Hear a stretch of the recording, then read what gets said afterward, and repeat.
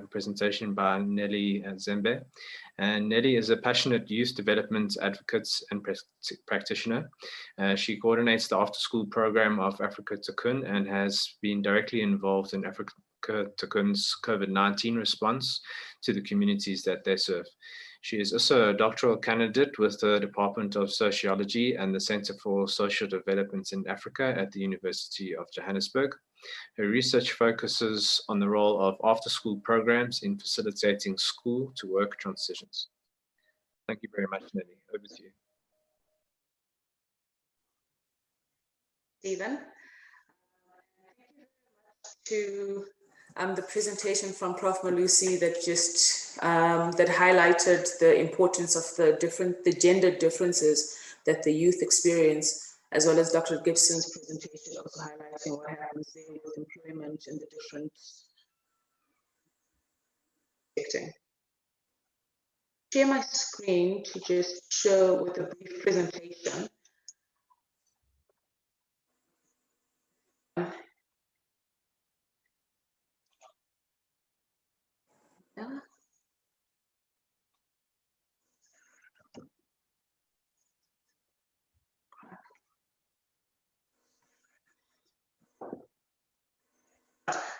So just to give everybody a brief background of Afrika Tikkun, the Child and Youth Development Program that I work with draws close to about 2,500 young people. And it's an after-school program. So we work with kids from the surrounding areas of Alexandra, Diepsloot, Orange Farm, and Hillbrow, and Fellaini in Cape Town. And so what happened was when the lockdown obviously restricted kids from going to schools, we also had to follow suit because we work very closely with the Department of Social Development. And so we were being guided by what was happening with the schools. We work with children from grade 1 to 12, and our program is mostly aimed at improving academic performance and the social skills of young people by providing them with like a safe space to discover, question, and learn through activities like computer skills and sports and arts and cultural activities. When the lockdown happened in our program, we then decided to focus more on food distribution. So we became distribution centers for food parcels, and the children stopped coming to us. So our centers were actually not available to the kids to come. They were not available for the kids to come to us after school, but parents could come in and out and pick up food parcels and any PPEs that they required during that period.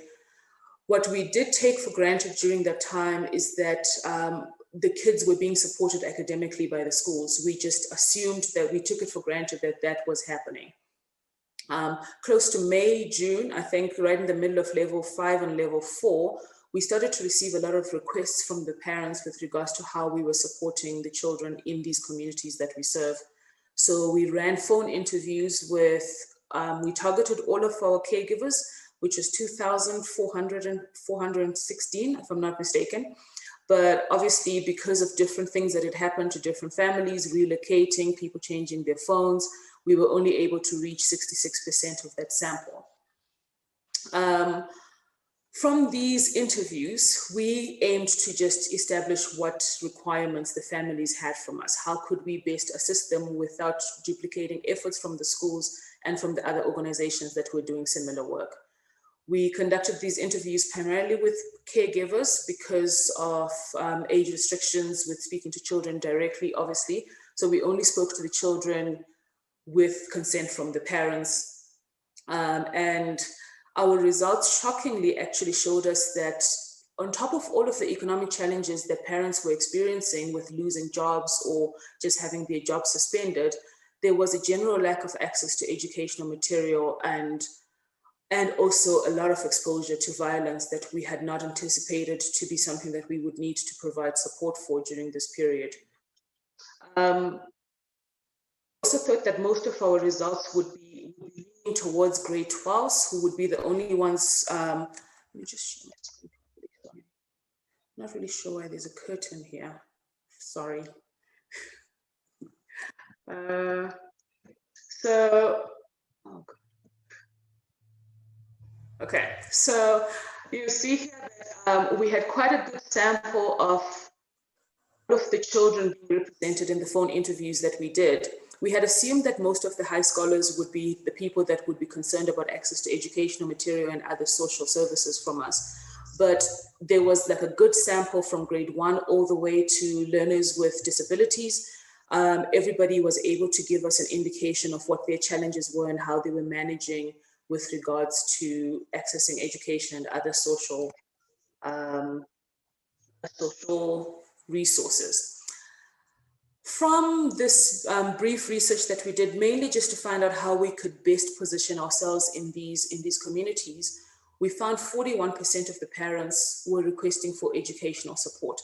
But again, because this is our main function as an NGO, as a program that these kids are registered in, we understood that it was probably very contextual responses that they were giving us, that obviously if they're receiving a call from somebody from this program, they would just align their needs with the person who's calling them.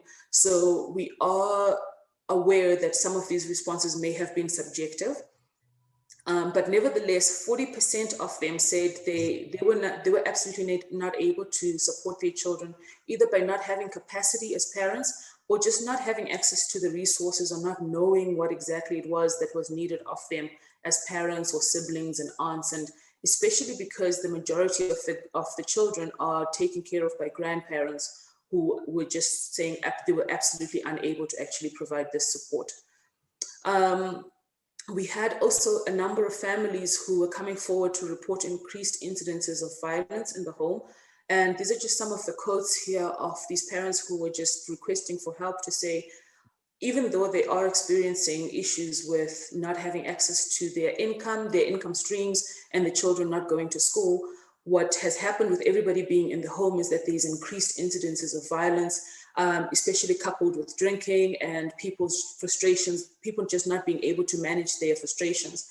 And so we partnered with our social support services program as well to just find out how we could best support the mental health awareness and streams that these families could access just to be able to manage the new ways of living in this lockdown period. Sadly, only 21% of the families requested for a social worker because, again, the setup of it was not really geared to be supportive to these parents. It was a very brief interview, and we then did follow up with the families where the interviews were showing a bit of some concern. But from the initial interviews, only 21% requested to see a social worker, and we did the necessary referrals there. With regards to the actual educational resources, which is our main function, we wanted to find out information in this area mainly to establish how we could best support the children, especially grade 12s leading to the exams this year. We found that 18% were accessing material, only 18% were actually accessing educational material from their schools, which was quite disappointing for us because we had assumed this would be the majority. And this was obviously happening through WhatsApp and sometimes printed material that they were collecting from the school. The biggest source of educational material was TV, DSTV and SABC, and we took this as a way to also just get an indication of what was happening in the homes, because we were coupling this with other social support services like food parcels. It helped us to get a good picture of what was actually happening during this period. And sadly for us, 14% of the families were just absolutely stranded with no way of helping their kids. And this included some grade 12s and grade 11s. And so this then informed how we then structured the program afterwards. So in conclusion, what we did was instead of just focusing on education, we really strengthened our social support services because a lot of concerns were coming out from a mental health perspective, as well as just from an information. We assumed that everybody would be on the same page in terms of knowing lockdown levels. What do they mean? What are the implications for their jobs and for their daily lives? What does it actually look like in the individual families? How can they manage it? So we provided a lot of information and support in that regard. For our program implementation, it also helped us to understand that we couldn't continue with the traditional way of implementation. And so we started exploring learner management systems, and we also improved some of our remote academic support for the kids. And this is a work in progress. But I think the silver lining of COVID is that it has also taught us a new way of implementing, and it's forced us to be flexible and to come up with new ways of solving problems and still being able to manage academic support for the children, and to also improve our parent engagement and providing support, especially for grandparents and illiterate parents as well, to say how can we help them with skills to support their children if the children are being forced to be at home. Thank you.